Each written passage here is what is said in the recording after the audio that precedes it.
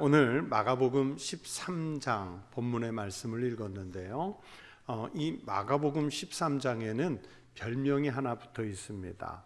성경에 보면 별명이 있는 장들이 있지 않습니까? 가장 유명한 예를 들어서 고린도전서 13장 그러면 무슨 별명이 있어요? 사랑장. 그렇게 이름이 붙어 있는 것처럼 이 마가복음 13장에도 별명이 있어요. 보시면은 마가복음 13장 예수님께서 제자들과 또는 무리들에게 종말의 때를 얘기하시잖아요. 마치 요한계시록을 읽는 것 같은 또는 다니엘서를 읽는 것 같은 이런 묵시, 계시 이런 내용들을 다루고 있기 때문에 마가복음 13장을 작은 묵시록 또는 작은 계시록 이렇게 별명을 붙여서 부르기도 합니다. 예수님께서 이 종말의 때가 오면 어떤 일이 일어날 것인지를 설명하시는 말씀이 바로 마가복음 13장입니다. 오늘 이 마가복음 13장 1절부터 13절을 읽었는데 여기에는 이제 세 개의 단락이 등장을 하지요.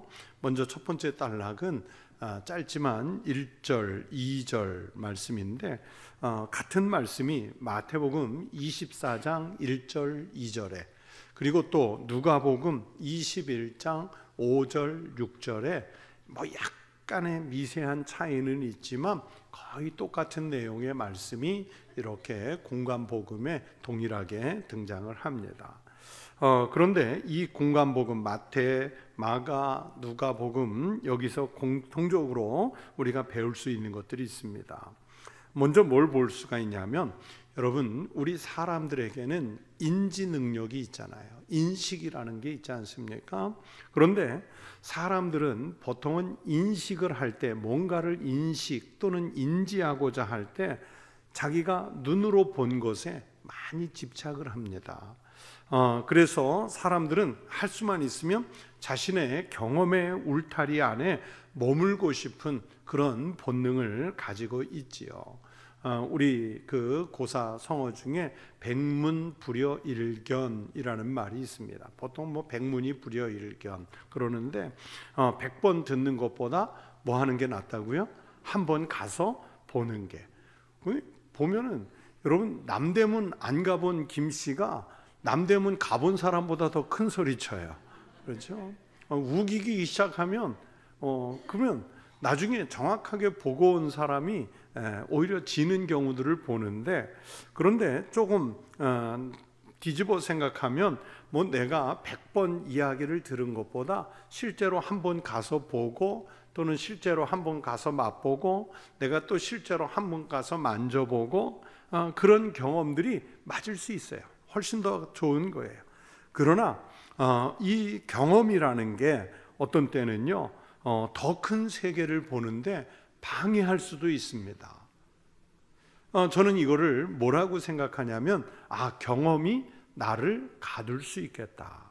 사실은 내 경험 밖에 훨씬 더 큰 것, 훨씬 더 좋은 것, 훨씬 더 높은 것 혹은 훨씬 더 깊은 것 이런 것들이 얼마든지 있을 수 있는데 내가 작게 경험한 것 요 몇 가지 일 가지고 또 내가 나를 작은 것 속에 가둘 수 있는 이런 위험성도 있겠다 그런 생각을 하게 됩니다.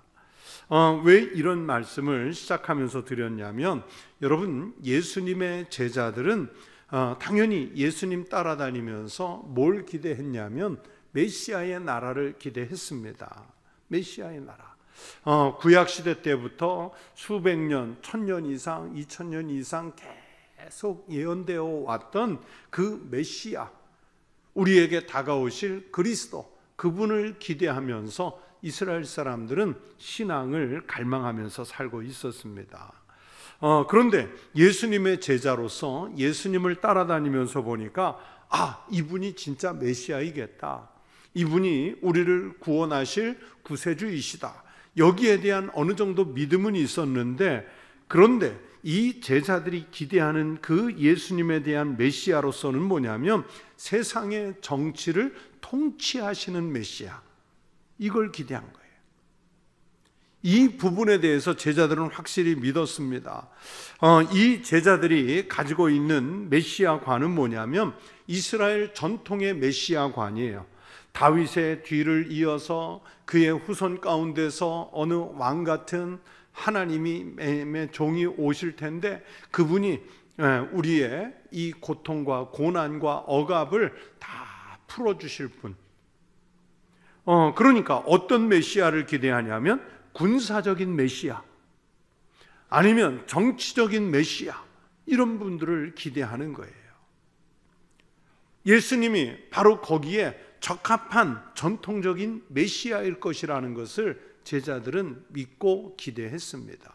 실제로 이스라엘 사람들도요, 여러분, 예수님께서 디베랴 바닷가에서 오병이어 기적을 베푸신 다음에 그 군중들이 예수님을 둘러싸고 억지로 그를 임금 삼으려 했다, 성경이 기록하고 있지 않습니까? 왕은 뭐 하는 거예요? 나라를 보호해주고 영토를 보호해주고 국민들을 보호해주고 기근을 해결해주고 뭐 이런 좀 어떤 정치적인 이런 또는 경제적인 통치 능력을 발휘할 수 있는 분이 메시아 왕이 되면 좋은데 보니까 예수님이 그러시단 말입니다. 그렇기 때문에 이스라엘 군중들, 예수님 따라다니면서 기적을 보았던 사람들, 특히 오병이어 기적을 본 사람들은 억지로 예수님을 임금 삼으려고 시도하기까지 할 만큼 그런 분으로 본 거예요. 그러니까 제자들도 마찬가지로 예수님을 따라다니면서 예수님의 많은 말씀과 이적들을 보면서 전통적인 메시아로서의 예수 그리스도를 믿고 따르고 있었습니다. 그런데 오늘 이 본문 말씀에서 이제 웅장한 헤롯 성전을 보고 있지 않습니까? 그러면서 저 웅장한 헤롯 성전을 보면서 이제 예수님이 메시아니까, 그리스도는 메시아는 성전의 주인이잖아요. 그러니까 이 성전에 예수님이 주인이 되실 것이다, 이런 기대감이 그들에게 있었습니다. 여러분, 사실 헤롯 성전은 규모가 놀랍습니다. 놀라워요. 그 헤롯이 그 대헤롯이라는 분은 이 사람은 건축광이에요. 그러면서 건축 부분에 있어서는 천재적 재능을 가지고 있습니다. 그래서 로마 제국의 안에 가면 뭐 그 나라를 통치했던 제국 황제나 또는 총독들에 의해서 많은 건축들이 남아 있는데, 아직도 이 수천 년이 지났어도 남아 있는데, 이스라엘의 성지순례를 가면 헤롯이 건축한 건축물들이 정말 많이 남아 있어요. 이스라엘이 외부로부터 침략받았을 때 마지막 저항을 했던 그 마사다라고 있거든요. 사해바다 옆에 그 마사다 꼭대기에 올라가면 헤롯이 건축해 놓은 건축을 보면 지금도 놀래요. 어떻게 2000년 전에 이런 건축이 있을까? 사우나 시설도 있고요, 물이 없는 지역에 물 저장고가 있고요, 또 그러면서 회당도 있고, 또 그러면서 요새도 거기에 있고, 곡식 저장소가 거기에 있고, 지금은 많은 부분들이 무너져 있지만 지금 가서도 육안으로 확인할 수 있을 만큼 그런 훌륭한 건축들이 있어요.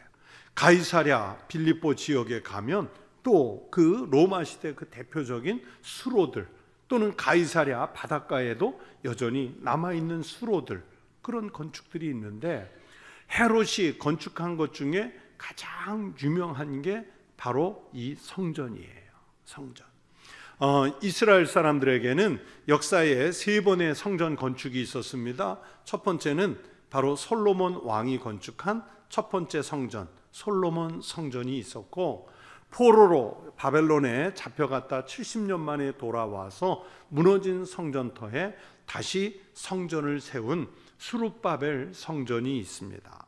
그리고 이제 바로 말씀드린 헤롯이 이 성전을 요한복음 12장 19절 이하에 보면 46년에 걸쳐서, 여러분 몇 년에 걸쳐서? 46년에 걸쳐서 이 성전을 지었는데, 헤롯은 전에도 말씀드린 적이 있는데 원래 정통 유대인이 아니에요. 헤롯은 정통 유대인이 아니고 이두메족이라고 해가지고 에돔 족속과 유대인의 혼혈이에요. 그래서 유대인들에게는 혼혈은, 이것은 정통 유대인은 이스라엘의 통치자가 될 수 없어요. 그러나 헤롯을 지지하는 많은 정치인들, 종교인들과 힘을 합해서 로마에 잘 보여가지고 로마로부터 이제 분봉 왕을 따낸 거예요. 그래서 헤롯이 그 갈릴리 호수 옆에 가면 지금도 이스라엘의 큰 도시 중에 하나인데 티베리우스, 우리 성경에는 디베랴라는 도시도 바로 자기가 도시를 건축해서, 그냥 건물 하나가 아니라 아예 도시 하나를 건축해서 황제 이름을 붙여준 거예요. 황제 이름. 그래서 티베리우스, 디베랴가 생기죠. 그렇게 건축을 좋아하는 헤롯이 성전을 건축했는데 오늘 본문에 제자들이 보고 놀랄 만한 규모의 성전이었습니다. 성전이었어요. 말씀드린 대로 요한복음 2장에 보면 46년에 걸쳐서 완공을 했고 돌 하나하나가 대단해요. 지금은 성전 건물은 남아있지 않은데 이 규모가 얼마나 대단했을지 알 수 있는 예루살렘 성벽 서쪽 벽이 남아있어요. 지금은 보통 통곡의 벽이라고 하는데 거기에 쌓은 돌 하나가요, 실제로 사람 키보다 큰 돌입니다. 그것을 켜켜이 벽돌처럼 쌓아서 성벽을 만들고 그게 성전의 울타리가 되지요. 그런데 그 웅장한 성전에 제자들이 보고 깜짝 놀랄 만한 그 규모의 성전에 앞으로 누가 주인이 될 것인가? 지금 자기네들이 믿고 따르는 예수가 주인 될 것이라는 기대가 그들에게 있었습니다. 그래서 예수님, 이 성전을 보십시오. 놀랍지요? 돌 규모가 놀랍지요? 건물의 규모가 놀랍지요? 이 제자들은 지금 자기네들이 본 것에 집착을 하면서 감탄을 합니다.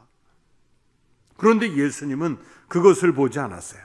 예수님은 눈으로 보이는 웅장한 것, 지금 내가 보고 느끼고 만질 수 있는 이 성전을 보시는 것이 아니라 예수님은 그 성전 너머에 있는 새로운 지평을 보셨습니다. 즉 당장은 보이지 않지만 더 큰 세계, 더 높은 세상을 보는 안목을 예수님께서 말씀하십니다. 그래서 요한복음 2장 19절에 보면 예수님께서 그 성전을 보면서 뭐라고 말씀하시냐면 너희가 이 성전을 헐라 내가 사흘 동안에 일으키리라. 무슨 뜻이었을까요? 예수님 자신이 성전의 주체이신데 그 성전이 죽고 무너지면 사흘 후에 부활하시겠다는 것을 성전을 건축하는 것에 비유해서 말씀하셨습니다. 그렇게 예수님은 지금 눈에 보는 성전을 말씀하시는 것이 아니라 그 무너진 성전 너머 뒤에 있는 부활을 보고 하나님 나라를 보고 있었습니다. 여러분, 신학적인 신학 용어 중에 뭐라고 있냐면 Beyond Horizon이라는 용어가 있어요. 감추어진 지평이라는 뜻인데 그 지평선 너머에 우리가 볼 수 있는 땅끝 지평선 너머 혹은 바닷가에 갔을 때 수평선 너머에 또 다른 세상이 있지 않아요. 더 큰 세상이 있지 않습니까? 더 넓고 더 높은 세상이 있지 않습니까? 바로 예수님은 그 감추어진 지평 비욘드 호라이즌을 넘어선 더 큰 세상을 지금 제자들 앞에서 말씀하시고 있었습니다. 예수님이 이 제자들과 다르게 이 본문 짧은 말씀이지만 여기서 보시는 것은 뭐냐? 눈으로 보이는 것, 이 성전이 그렇게 대단해 보이느냐? 허물어진다. 이건 허물어진다. 앞으로 40년 후에 완전히 돌 위에 돌 하나도 남기지 않고 무너질 이 성전의 허상을 보셨던 것이지요. 여러분, 인간적인 판단으로 여길 때 아름답다고 여기는 것은 한계가 있습니다. 그 외면의 아름다움이 여러분 얼마나 오래 갈까요?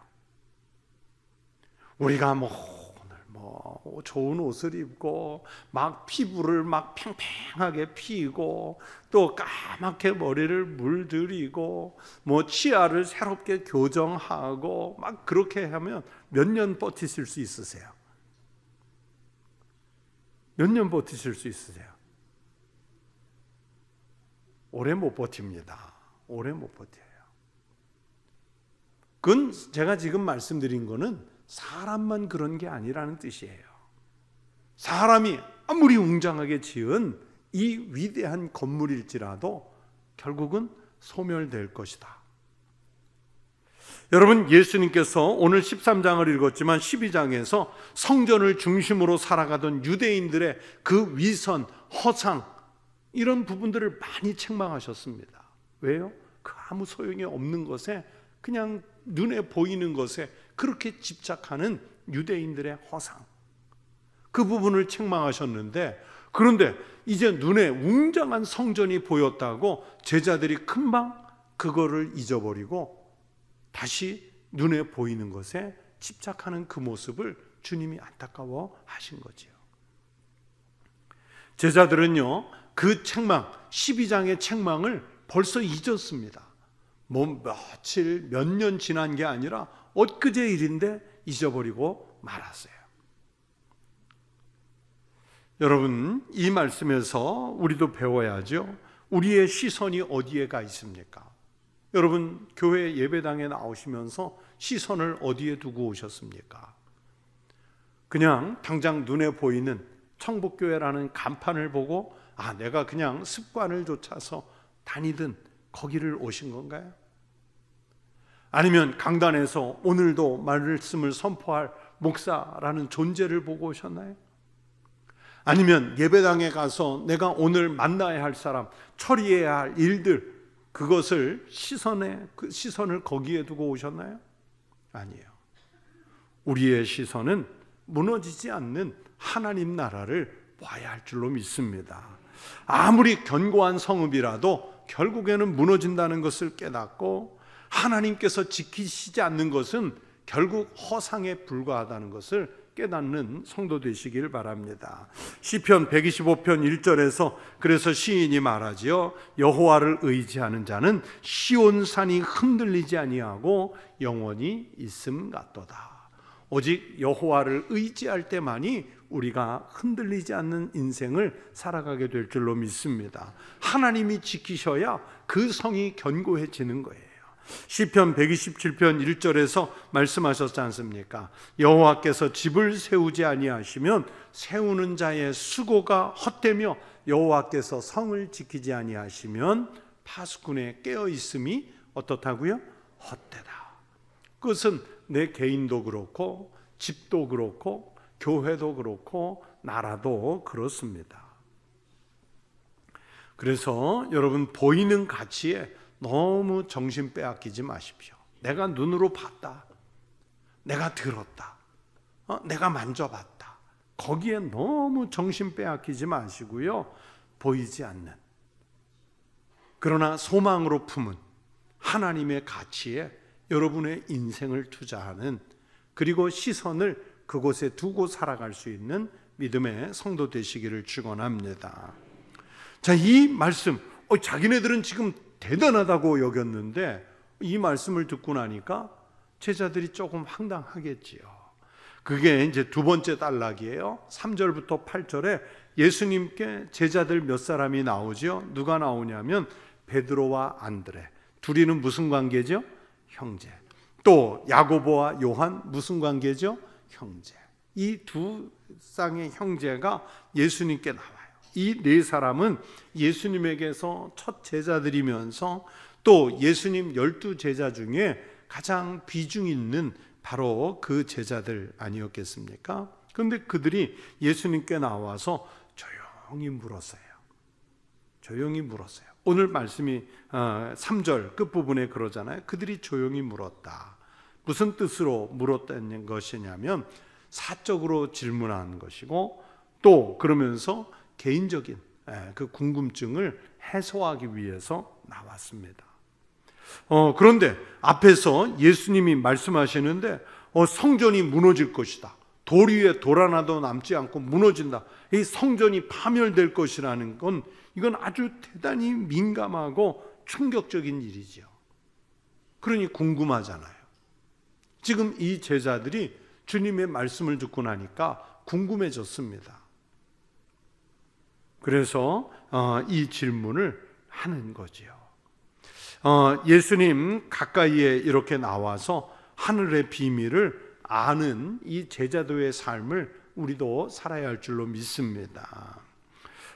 이 제자들의 네 명의 제자들의 질문을 받고 예수님께서 종말의 때에 나타날 징조들과 그러면 그 징조들에 대해서 어떻게 대응해야 되는지 예수님께서 답변을 주시고 있습니다. 그 첫 번째가 뭐냐? 마지막 때에는 거짓 메시아가 난무할 것이다. 그러면서 사람들의 영을 미혹할 것이다. 그렇게 예고하고 계십니다. 5절 말씀에 예수께서 이르시되 너희가 사람의 미혹을 받지 않도록 주의하라. 그렇게 말씀하셨습니다. 이제 마지막 때 이 성전이 무너질 때가 오면 세상에 무슨 일이 있느냐?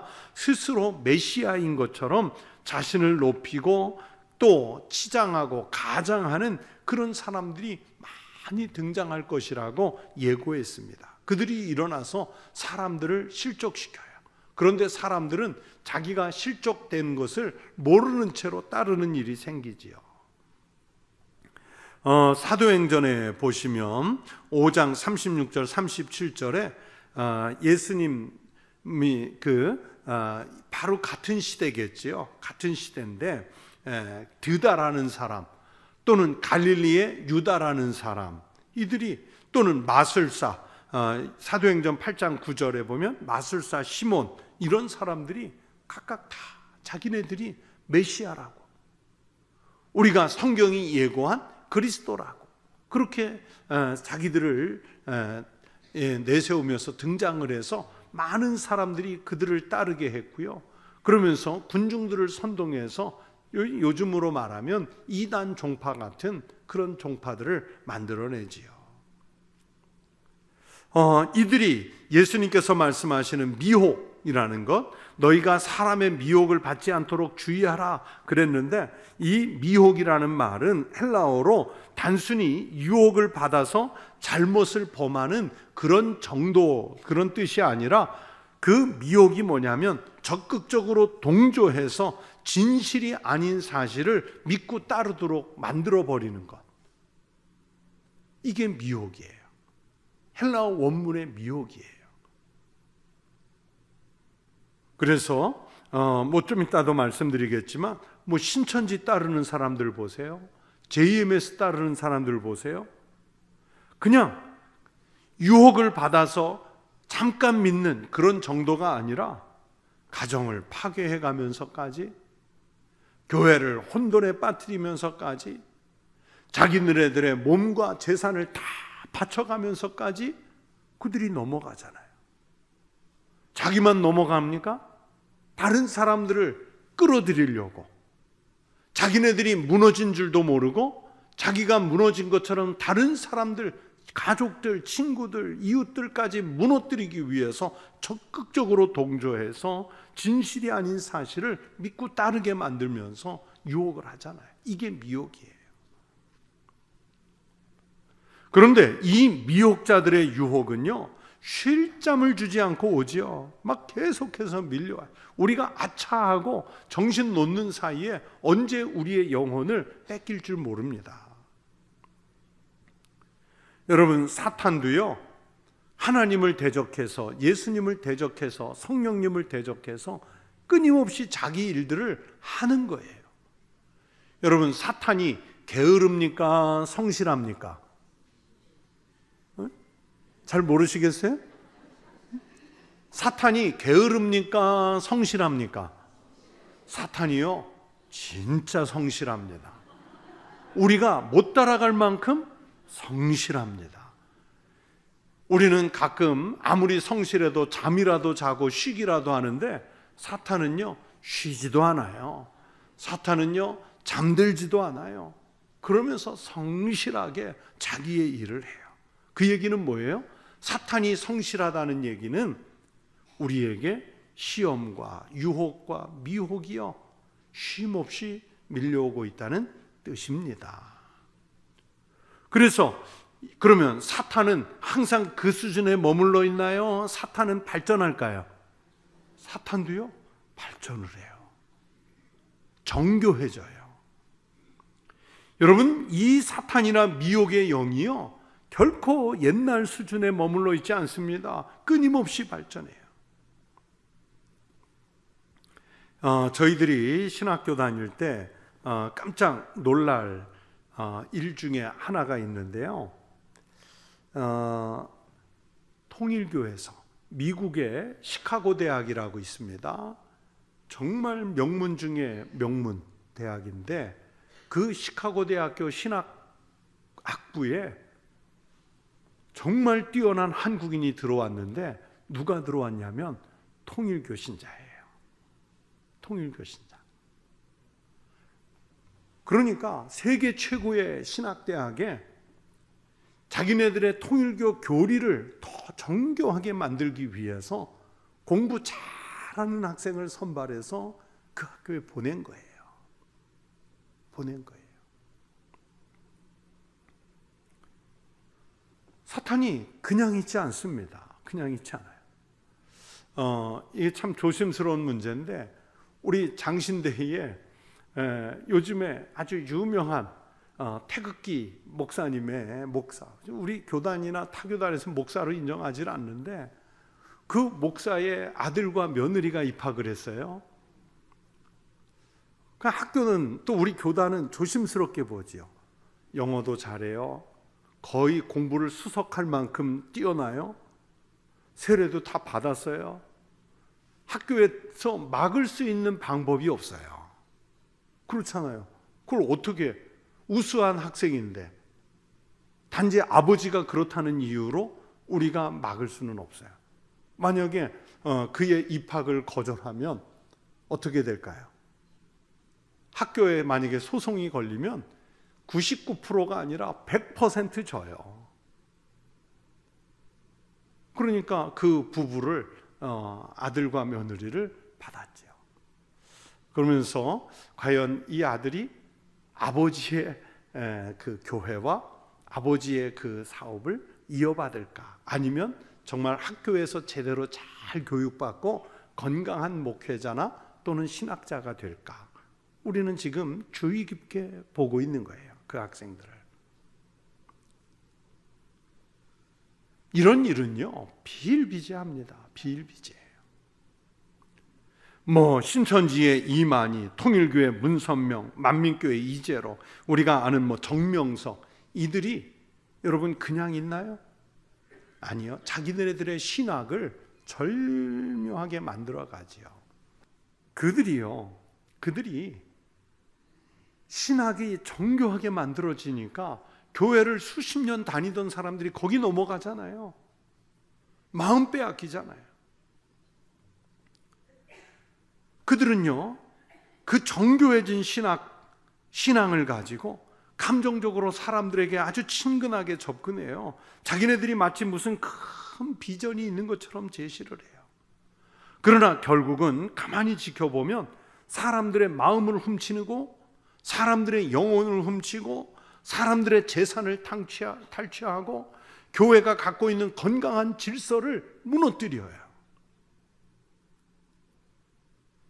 여러분, 그런 미혹하는 영에게 마음 두지 마십시오. 내가 그런 것들을 싸워서 이겨보겠다. 못 이깁니다. 신학을 공부한 사람들도 잘 이기기 어려운 판에 여러분 아예 제일 좋은 방법은 뭐냐? 거기에 마음을 두지 않는 거예요. 마음 빼앗기지 않고 보는 거예요. 여러분, 캐나다의 그 위조 집회 단속하는 그 분들은 어떻게 단속하느냐? 보통은 위조 집회를 만져보고 분석하고 하는데 아니에요. 캐나다 위조 집회 단속국에서는 뭘 가지고 훈련을 하냐면 진짜를 매일 보는 훈련을 한대요. 진짜를. 그 진짜 화폐를 가지고 만지고 불에 비춰보고 또 느껴보고 구겨보고 찢어보고 그렇게 해요. 불에 태워보고. 그래서 진짜 돈이 어떤지, 진짜 돈이 어떤지를 정확하게 알고 있으면 가짜가 쉽게 분별이 될까요? 안 될까요? 쉽게 되지요. 여러분, 왜 신앙이 이단들에게 마음 빼앗기고 미혹됩니까? 진짜를 모르기 때문이에요. 진짜를 알면, 예수 그리스도를 제대로 믿으면, 하나님의 말씀 성경을 제대로 믿으면 그런 가짜의, 그런 미혹의 영에 마음을 빼앗기지 않지요. 그러므로 마지막 때에 거짓 메시아가 난무하고 사람들의 영을 미혹할 때 거기에 마음 빼앗기지 말라고 예수님 말씀하시는 거죠. 또 두 번째는 마지막 때가 되면 세계가 격변하는 요동이 일어날 것이라고 예고하고 있습니다. 7절 8절에 보면 난리와 난리의 소문이 있겠다. 민족과 민족이 전쟁을 치르겠다. 나라와 나라가 대적을 하겠다. 그러면서 곳곳에 지진과 기근이 일어나겠다. 그런데 이런 일들이 끝이 아니라 오늘 예수님 뭐라고 말씀하세요? 이는 재난의 시작이래요. 이게 시작이랍니다. 전쟁이, 그리고 그 전쟁의 후유증에 따르는 기근, 지진, 자연재해, 이런 것들이 세상에 밀려온답니다. 그런데 성도들은, 예수 제대로 믿는 사람들은 두려워 떨 필요가 없어요. 왜냐하면 세상은 그런 과정을 겪지만은 역사의 최종적인 종착지는 하나님 나라, 바로 하나님이 통치하시는 나라가 오기 때문입니다. 그러므로 세계에 이런 난리와 난리의 소문이, 민족과 민족의 전쟁, 나라와 나라의 대적, 또는 곳곳에 지진과 기근, 이런 격동이 있을지라도 이런 것들은 우리 그리스도인 하나님의 성도들이 천국에 갈 때의 하나의 단계일 뿐입니다. 히브리서 12장 26절에서 말씀했습니다. 그때에는, 즉 이런 일이 벌어졌을 때는 그 소리가 땅을 진동하였거니와 이제는 약속하여 이르시되 내가 또 한 번 땅만 아니라 하늘도 진동하리라 하셨느니라. 땅을 진동시키시는 하나님이 하늘을 왜 진동 못 시키시겠어요? 이 마지막 때가 되면 극단의 이기주의, 과학지상주의, 또는 지나친 국수주의, 또는 민족 간의 갈등, 이런 일들이 벌어져요. 하나님께는 천년이 하루 같고 하루가 천년 같기 때문에 하나님의 시간표를 우리가 다 알 수는 없지요. 예수님도 마지막 때를 아버지만 아신다고 했지 않습니까? 우리는 다 몰라요. 하지만 느끼는 게 뭐냐면 그 전쟁이 그치질 않아요. 테러가 그치질 않아요. 그러면서 속으로 생각하기를, 우리나라가 지금 겪고 있는 이념의 갈등, 지도자들의 저런 무지함, 또 백성들이 여기저기 쏠려다니면서 막 그런 부딪히는 것, 이런 것들을 보면서 이런 그 파괴적인 현상들이 막 발생하는 것, 위험이 막 극대화되는 것, 이런 것들을 보면서 우리에게 지금 마지막 때가 왔나? 그러면 그리스도인으로서, 성도로서 오늘 우리는 어떻게 살아야 하나? 하루를 어떻게 보내야 하나? 그런 생각을 정말 많이 하게 돼요. 여러분, 나라에도 온 세계에도 난리의 소문이 있겠지만 두려워하지 마시기 바랍니다. 오히려 성도들에게는 구원의 시간이 오는 줄로 믿습니다. 세상이 이렇게 격변할수록 예수님께서 성도들에게 하시는 말씀은 뭐냐면, 하나님 나라가 그만큼 가까워 왔다. 하나님의 때가 그만큼 가까이 왔다. 이 말씀을 주시는 줄로 믿습니다. 그래서 마지막에 9절부터 13절 세 번째 단락에서 예수님은 뭘 말씀하시려고 하냐면, 예수님 종말에 대비하라는 말씀을 주십니다. 종말의 때가 가까울수록 우리 성도들은요, 영적인 무장을 게으르게 하면 안 됩니다. 이 종말의 때가 계속되는 미혹되는 영의 공격 또는 반복되는 시험, 엄청난 박해가 있으면 우리가 지쳐요. 그래서 스스로 무릎을 꿇고 또는 스스로 포기하고 그래 버릴 수가 있습니다. 그래서 예수님은 9절에 너희는 스스로 조심하라, 그렇게 말씀하셨습니다. 이 마지막 때에 하나님의 백성들이 어떤 시험을 당하느냐? 공회에 넘겨준답니다. 이 공회는 사내들인을 말씀한 거거든요. 그런데 공회로 상징되는, 사내들인으로 상징되는 권력기관에 붙잡힌 바 된다는 뜻이에요. 또는 회당에서 매질을 당할 수가 있어요. 즉 종교적인 핍박을 받을 수가 있다는 뜻입니다. 여러분, 바르게 믿으면요, 핍박이 있습니다. 핍박이 있어요. 권력자들과 임금들 앞에 서게 된다? 이 무슨 뜻일까요? 우리를 주눅들게 하는, 그러면서 세상 권력에 영향을 받게 하는 이런 시도가 종말의 때에, 마지막 때에 있을 거예요. 또 예수님께서 마지막 때에 무슨 시험이 있다고 말씀하세요? 가족이 해체돼요. 가족이. 부모가 자녀들을 해코지하고 자녀들이 부모들을 해코지한다고 오늘 예수님이 말씀하시잖아요. 그래서 제가 앞에서 하나님의 시간은 잘 모르겠지만 오늘 우리가 겪고 있는 이런 현실을 보면 그래서 마지막 때가 다가오지 않았을까, 그렇게 생각이 드는 거지요. 하지만 이런 위기가 닥칠지라도 우리는요, 어떤 상황에서도 절대로 신앙을 포기해서는 안 됩니다. 여러분, 초대교회 성도들은요, 자기의 신앙을 지키려고 경기장에 던져지고 얼음물에 갇히고 화형을 당하고 사막에 버림받고 그렇지 않습니까? 공산주의자들에 의해 또는 일제 강점기 시대에 주기철 목사님, 손양원 목사님, 많은 우리의 믿음의 선진들이 여러분 신앙 지키려고 그런 그 엄청난 재난들을, 해코지들을 참아내셨잖아요.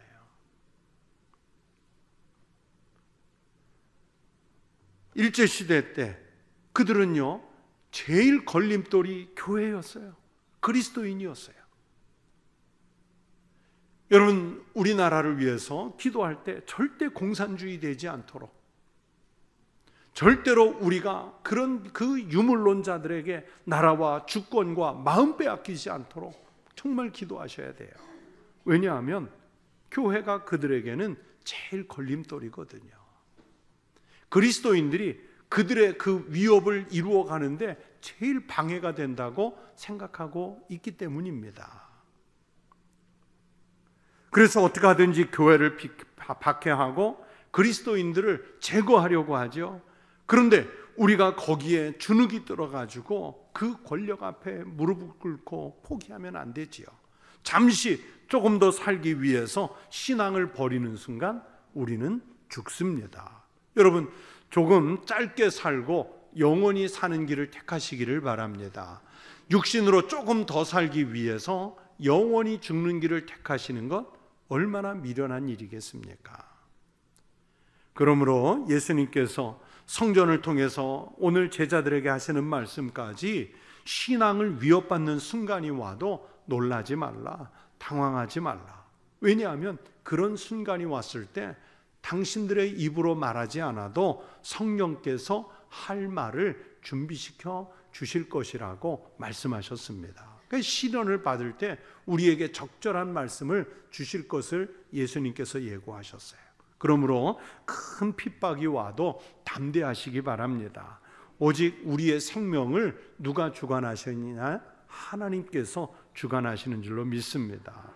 우리는요, 그리스도인이면서도 가끔 세상 사람들에게 미움을 받을 때가 있습니다.